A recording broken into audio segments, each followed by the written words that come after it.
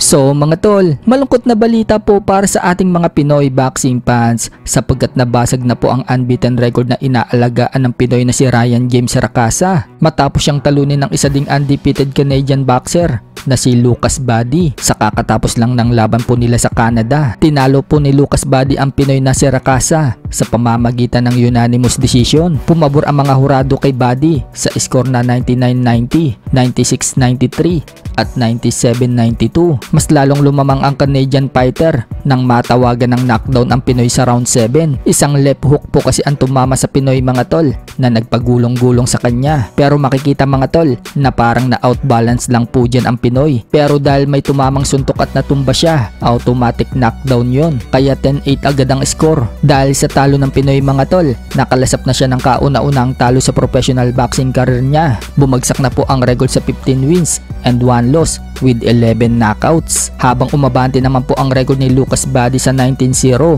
with 15 knockouts. Sa mga hindi nakakaalam, bata po ni Jake Paul itong si Lucas Badi. Sa kabilang banda naman mga tol, kung matatandaan, noong mag-face off po si Canelo Alvarez at makakalaban niyang si William Iscal, tanging undisputed belt lang po at ring magazine belt ang hawak ni Torky Alalsik. At makikita mga tol na hindi po hawak ni Canelo Alvarez yung mga titulo niya. At maging itong si William Iscal mga tol, hindi rin niya hawak ang IBF belt. At noong lumapit po ang trainer ni Canelo Alvarez na si Eddie Reynoso para ibigay sana yung WBC belt kay Canelo, hindi nga po pinayagan ni Torky Alalsik na isama ang belt ni Canelo Alvarez sa picture. Lumalabas nga po sa mga balita mga tol, yan na daw ang umpisa na hindi na pagkilala ni Torky Alalsik sa mga sanctioning bodies. Tanging ring magazine belt at bagong belt ng undisputed lang ang gustong ipakita ni Torky Alalsik. Kung matatandaan mga tol, sinabi ni Torky Alalsik na balang araw gusto niya na maging isang champion na lang kada division ang boxing tulad ng UFC. Kaya nga po nakipagsanib puwersa na si Torky Alalsik sa presidente ng UFC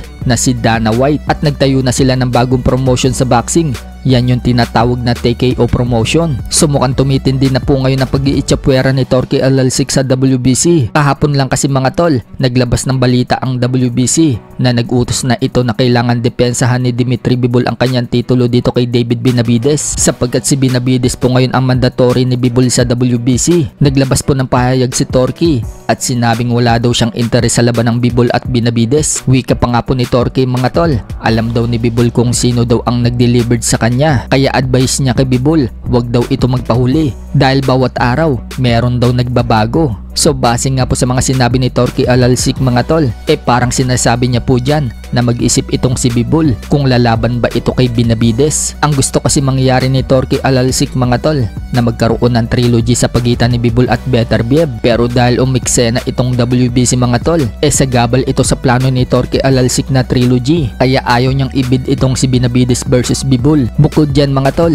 dahil nagtayo ng bagong promotion si Torky Alalsik kasosyo si Dana White, baka gustong kunin ni Torky Alalsik itong si Bivol. Sa ngayon kasi mga tol, hawak ni Eddie Hearn itong si Bivol. Naglabas nga din po ng pahayag itong si Eddie Hearn mga tol matapos makipagsosyo itong si Torky Alalsik kay Dana White. Sinabi ni Eddie Hearn kung gusto daw siya pabagsakin ni Torky Alalsik at Dana White, hindi daw siya kayang pabagsakin. Maganda naman daw ang relasyon nila ni Torky, pero kung hindi na daw makikipag-business sa kanya si Torky, wala daw siyang magagawa at hindi naman daw siya nababahala. Pinagmalaki pa nga po ni Eddie Hearn mga tol na isa pa rin daw siya sa pinakamagaling na promoter sa boxing, kaya chill lang daw siya. Kahit wala daw ang Riyadh season, makakagawa pa rin daw siya ng big fight. Sa ibang balita naman mga tol, former 3 Division World Champion General Casimero nagpost ng replay ng laban nila ni Doc Maika at sinabi po dyan ni Casimero sa caption na wag daw tatayo sa harap niya. Ganyan daw kasi ang mangyayari, bali daw ang leeg. So nakita nga po yan ni Doc Maika mga tol, napareact siya at napakomento. Nilike po yan ni Doc Maika